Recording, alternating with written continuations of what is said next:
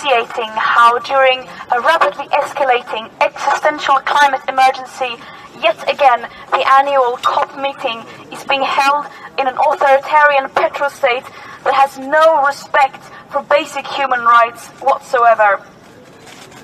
Azerbaijan has blood on its hands, both towards its own population with repression and ever-increasing crackdown on civil society, with the ethnic cleansing and genocidal acts against the Artsakhi Armenians, the torture, the forced displacements, and the continuous physical and psychological violence that they have had to go through is unacceptable.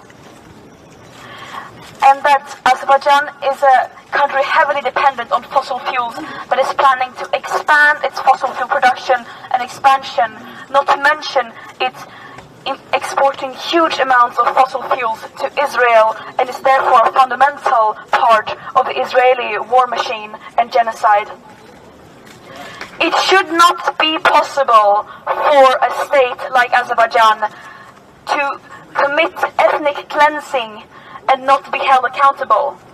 But now that violence is not only met by silence from the world, Azerbaijan is also given the platform and legitimacy on the world stage once again to greenwash, peacewash and whitewash their extreme human rights abuses.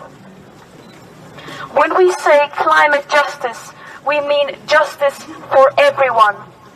We cannot pretend to be caring about the climate and environment when countries like Azerbaijan, that is responsible and complicit in ethnic cleansing and genocide, gets to set the agenda. A country that obviously has no intention of doing real climate action.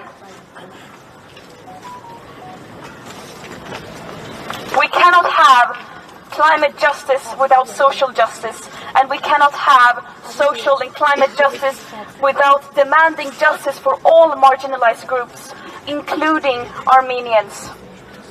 It is despicable and gut-wrenching that the world is continuously silent with these military aggressions and these horrific acts that Azerbaijan is guilty of.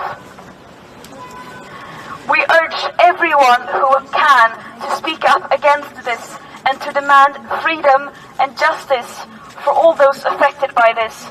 And we urge international media and those in power who are in Baku to go and visit Armenian hostages and demand an immediate release to all political prisoners, prisoners of war and hostages.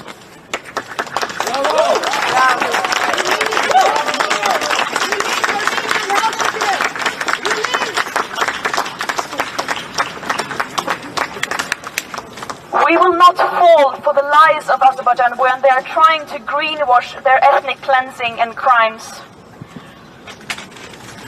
Greta, sorry. Greta, sorry. A question. You boycotted Baku and you didn't go to Baku.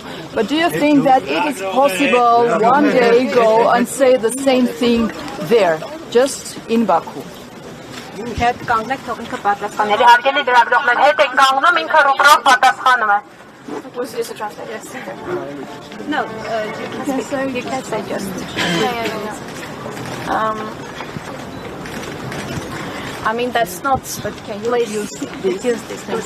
Միկրոֆոնները հետ տարեք, թող ինքը ռուբրով պատասխանել, խնդրում եմ, մի ճնշեք այդքան մարդուն, հետ կանգնեք։ It might be, that is not up for me to say. But what is absolutely clear is that morally I cannot justify going there, legitimizing their desperate attempts to greenwash their ethnic cleansing and their aggression as it is now. And it is shameful that civil society has been so silent. It is shameful that people in power are going there, legitimizing these actions. Not only by continuing to importing fossil fuels from Azerbaijan, but also not addressing these issues when they are attending the COP.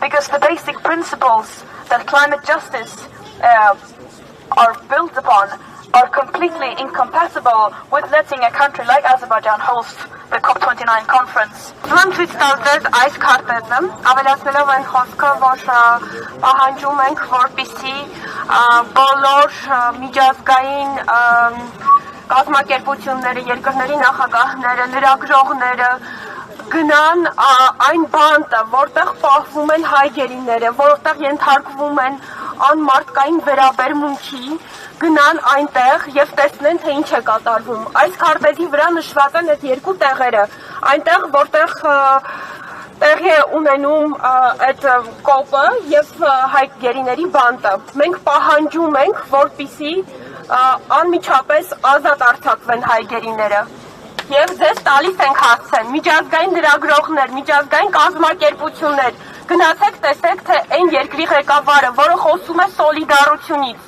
որը խոսում է մարդու իրավունքներից, որը խոսում է բնապահպանությունից, ինչպես է վարվում մարդկանց հետ եւ մարդու իրավունքների պաշտպանության եւ բնապահպանության օրակարգերը չեն կարող առանձնացվել իրարից։